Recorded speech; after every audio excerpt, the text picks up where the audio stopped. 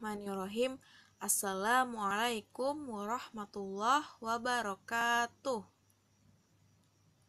Bagaimana kabarnya anak-anak? Alhamdulillah kalau kalian semua dalam keadaan sehat walafiat. Nah, hari ini kita akan belajar sejarah kebudayaan Islam. Sebelum belajar, bersama-sama kita mengucapkan basmalah. Bismillahirrahmanirrahim. Semoga Allah memudahkan kita untuk belajar hari ini. Amin. Hari ini kita akan mempelajari pelajaran 5 dengan judul Masa Remaja Nabi Muhammad SAW. Apa saja materinya? Nah, yang A ada kehidupan Nabi Muhammad SAW ketika remaja. Yang B meneladani kesabaran Nabi Muhammad SAW. C meneladani Nabi Muhammad SAW dalam bekerja. Dan D meneladani Nabi Muhammad SAW dalam kehidupan bermasyarakat. Langsung saja kita ke materi yang A, yaitu kehidupan Nabi Muhammad SAW ketika remaja. Nabi Muhammad SAW manusia biasa seperti kita. Beliau mengalami masa kanak-kanak dan juga masa remaja seperti manusia lainnya. Saat masa kanak-kanak dan masa remaja Nabi Muhammad SAW digunakan untuk hal-hal yang baik. Beliau selalu menggunakan waktu untuk mengisi ilmu pengetahuan sebagai bekal kehidupan setelah dewasa. Walau masih kanak-kanak dan remaja, Nabi Muhammad SAW rajin bekerja membantu orang tua, baik membantu pekerjaan di rumah maupun dalam mencari nafkah. Di antara pekerjaan beliau yang dilakukannya ketika kanak-kanak dan remaja adalah sebagai berikut. 1. Nabi Muhammad SAW menggembala kambing. Pada waktu Nabi Muhammad SAW dalam asuhan Halimah, beliau sering ikut mengembala kambing bersama anak-anak Halimah. Nabi Muhammad SAW telah membawa keberkahan bagi keluarga Halimah. Ternak-ternak peliharaan Halimah sangat gemuk-gemuk dan menghasilkan banyak susu setelah digembalakan oleh Nabi Muhammad SAW.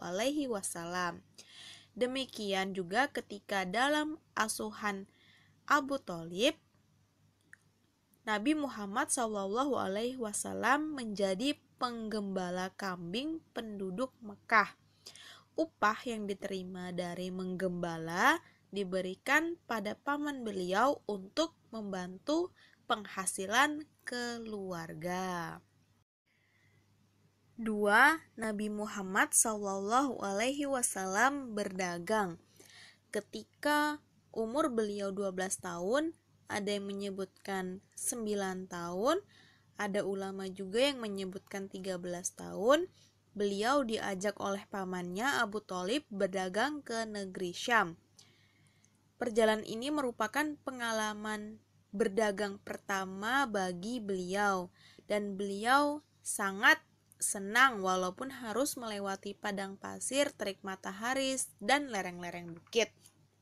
Nah, dan ketika dekat dengan kota Basrah, Abu Thalib dan Nabi Muhammad SAW menarik perhatian dari seorang pendeta Nasrani bernama Bakiro. Pendeta tersebut mengetahui tanda-tanda kenabian pada diri Nabi Muhammad SAW saat melihat beliau datang ke Syam bersama paman beliau untuk berdagang. Nah, kemudian pendeta tersebut mengatakan pada Abu Thalib dan memintanya agar kembali bersama Nabi Muhammad SAW karena takut akan ada gangguan dari musuh-musuh yang siap menghadang mereka. Dan sungguh sudah ada dalil-dalil atas kenabiannya dan banyak tanda-tanda yang ada di dalam kitab pada ahli agama. Selanjutnya materi B, meneladani kesabaran Nabi Muhammad SAW. Nabi Muhammad SAW bersama ibu beliau melakukan perjalanan untuk berziarah ke makam ayah beliau di Yatsrib. Beliau sangat sabar dan senang hati walaupun perjalanannya sangat jauh karena kerinduan beliau terhadap makam ayah beliau dan keluarga dari ibunda di Madinah. Tetapi sungguh malang, saat kembali ke Mekah, ibu beliau Aminah jatuh sakit dan meninggal dunia, sehingga Aminah dimakamkan di desa Abwa. Nabi Muhammad SAW sangat sedih. Ketika lahir beliau sudah menjadi yatim dan kini ibu beliau yang sangat dicintai juga wafat. Akan tetapi kesedihan beliau tidak berlangsung lama. Beliau sangat sabar dan ikhlas atas ketentuan dari Allah Subhanahu wa Ta'ala. Selanjutnya, materi C, meneladani Nabi Muhammad SAW dalam bekerja. 1. Ketekunan Nabi Muhammad SAW dalam bekerja. Nabi Muhammad SAW sudah sering menjadi penggembala kambing. Beliau mendapat imbalan uang beberapa dinar dari hasil menggembala. Dengan menggembala kambing itulah Nabi Muhammad SAW mendapat banyak pelajaran tentang kehidupan. Watak beliau yang mulia juga mulai terbentuk dan terasah. Contohnya seperti bekerja keras, bertanggung jawab, jujur, disiplin, ikhlas, penyayang, sabar, berani, dan terampil. Sifat dan watak itulah yang sangat berguna dan diperlukan di kemudian hari dalam melakukan tugas beliau sebagai Nabi akhir zaman dalam memimpin kaum muslimin. Oleh karena itu, paman beliau Abu Thalib ingin memberikan pengalaman yang sangat berharga kepada keponakannya, yaitu Nabi Muhammad SAW, dengan cara berniaga hingga keluar kota Mekah. 2. Kejujuran Nabi Muhammad SAW dalam berdagang. Kisah lainnya tentang kejujuran, keberanian, keuletan, tanggung jawab Nabi Muhammad SAW adalah ketika beliau mendapat kepercayaan untuk membawa barang dagangan Khadijah ke negeri Syam. Ketika itu usia beliau 25 tahun. Khadijah adalah seorang perempuan yang mulia dan kaya raya. Khadijah menggaji atau memberikan upah pada beberapa orang laki-laki untuk menjalankan perdagangannya. Nah, Khadijah ini memilih Nabi Muhammad SAW untuk pekerjaan itu karena Khadijah pernah mendengar tentang kejujuran beliau dan akhlak beliau yang sangat mulia, sehingga ia memutuskan untuk mengirim utusan kepada Nabi Muhammad SAW untuk menawarkan pekerjaan itu kepadanya. Setelah Nabi Muhammad SAW meminta pertimbangan dari paman beliau, beliau menerima tawaran tersebut dengan sukacita. Nah, pada hari yang ditentukan berangkatlah rombongan atau kafilah dagang itu ke negeri Syam yang dipimpin oleh Nabi Muhammad SAW. Selain itu, ikut pula pelayan Khadijah bernama Maisarah bersama Nabi Muhammad SAW untuk berjualan ke Syam. Dan ketika pulang mereka membawa keuntungan yang melimpah. Materi selanjutnya, D. Meneladani Nabi Muhammad SAW dalam kehidupan bermasyarakat. Nabi Muhammad SAW senang bergaul dengan siapa saja yang berakhlak terpuji. Di kalangan remaja sebaya beliau, Nabi Muhammad SAW dikenal sebagai anak yang pandai bergaul, lapang dada, berkemauan baik, hormat, jujur, murah hati, dan bijaksana.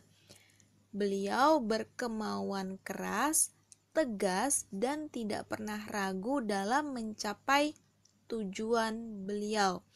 Sehingga sifat-sifat itulah yang membuat Nabi Muhammad SAW dikagumi oleh teman-teman beliau dan oleh orang-orang tua. Orang yang pernah mengenal beliau selalu memujinya. Pertama, Perang Fijjar. Bagi kaum Quraisy, Perang Fijjar dilakukan untuk membela kesucian bulan Muharram dan tanah suci Mekah. Perang Fijjar ini berlangsung selama 4 tahun. Nabi Muhammad SAW pernah mengikuti Perang Fijjar saat usia beliau menginjak 15 tahun. Dan Nabi Muhammad SAW bertugas mengumpulkan dan memberikan anak panah kepada paman-pamannya. Walaupun masih remaja, Nabi Muhammad SAW telah menunjukkan keberaniannya dalam membela kaum yang ada di pihak yang benar. Selanjutnya, yang kedua adalah Hilf al-Fudul. Saat Nabi Muhammad SAW masih berusia muda, kota Mekah sering terjadi peperangan. Karena itu, kaum Quraisy sepakat untuk bekerja sama mengembalikan keadaan kota Mekah setelah berhentinya Perang Fijjar. Dibentuklah suatu perjanjian damai yang disebut Hilf al-Fudul, yang artinya perjanjian membela kehormatan bersama, yaitu membela kehormatan kota Mekah. Nabi Muhammad SAW turut serta berperan membentuk Hilf al-Fudul. Beliau termasuk anggota usia remaja saat itu. Perjanjian damai itu bertujuan untuk mencegah terjadinya perang di tanah suci. Mereka berjanji untuk membela setiap orang yang dizolimi dan menindak orang yang berbuat zolim. 3. Peletakan kembali Hajar Aswad. Nabi Muhammad SAW sebagai pemuda Quraisy yang terpercaya dan sangat dihormati telah ikut dalam membangun kembali Ka'bah. Ketika itu Ka'bah rusak dan semua orang turut serta dalam memperbaiki Ka'bah tersebut. Nabi Muhammad SAW turut serta dalam pembangunan tersebut bersama dengan paman-paman beliau. Kaum Quraisy berselisih paham tentang siapa yang meletakkan Hajar Aswad pada tempatnya. Kemudian mereka bersepakat bahwa yang paling berhak ialah yang pertama masuk melalui pintu Syafa menuju Ka'bah pada keesokan harinya. Ternyata Nabi Muhammad SAW adalah orang yang pertama kali masuk dari pintu Syafa tersebut. Nah, kemudian kaum Quraisy bergembira dan rela menerima semua keputusan apapun yang akan diambil oleh beliau Nabi Muhammad SAW. Nabi Muhammad SAW kemudian membentangkan kain sorbannya dan meletakkan Hajar Aswad di tengah kain tersebut, seraya memanggil semua utusan dari masing-masing kabilah. Beliau menyuruh para utusan untuk memegang dan mengangkat kain tersebut bersama-sama hingga ke tempat Hajar Aswad itu diletakkan. Setiap kabilah merasa senang dan kagum atas keputusan yang tepat tersebut. Dengan demikian, hilanglah perselisihan pada masalah ini. Kaum Quraisy mengagumi kecerdasan dan kebijaksanaan dari Nabi Muhammad SAW, seorang manusia mulia yang kelak akan menjadi nabi dan rasul akhir zaman. Mungkin cukup sekian yang dapat Bunda sampaikan. Kurang dan lebihnya Bunda mohon maaf. Sebelum kita akhiri bersama-sama, kita mengucapkan hamdalah alhamdulillahirabbil alamin. Terima kasih. Wassalamualaikum warahmatullahi wabarakatuh.